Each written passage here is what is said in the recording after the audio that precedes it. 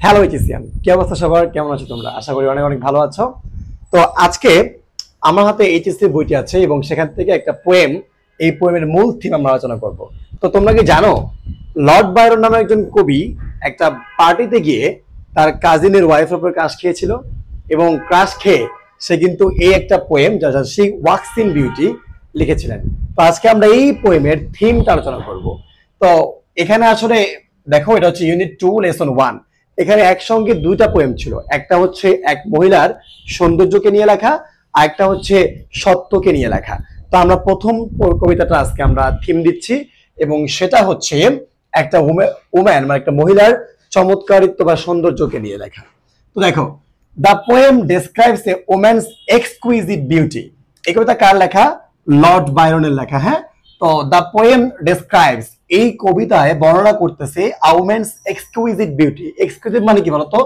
অত্যন্ত সুন্দর। তো বলছে এই কবিতা কি বর্ণনা করেছে?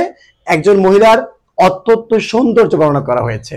সো অ্যান্ড ইনার পিউরিটি, শুধুমাত্র সৌন্দর্য নয়, তার ভিতরের যে বিশুদ্ধতা ছিল তাকে বর্ণনা করা হয়েছে। ইনার অ্যাপিয়ারেন্স, কোথায়? তার চেহারায়। So darkness and light blend in perfect harmony, বলছে অন্ধকার এবং আলো তার চেহারার মধ্যে একটা পারফেক্ট, একটা নিখুঁত একতা নিয়ে চলে এসেছে।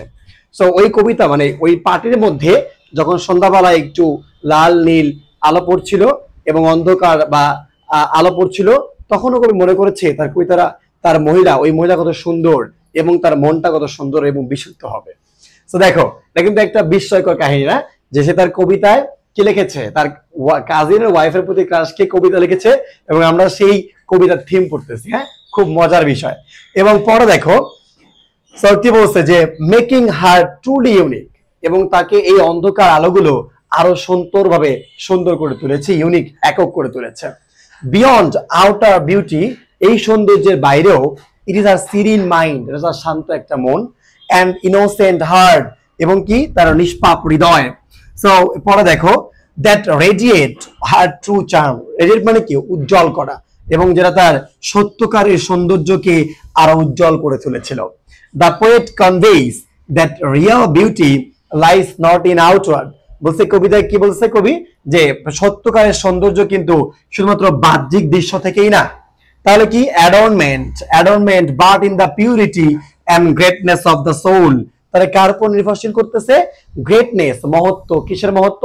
তার সোল, আত্মার মহত্ব। একজন মানুষকে তার সৌন্দর্য হতে হবে বাহ্যিক থেকেও এবং তার ভিতর থেকেও, ইনার থাকতে হবে পিউরিটি, তাহলে একজন সে পারফেক্ট মানুষ হয়ে উঠবে।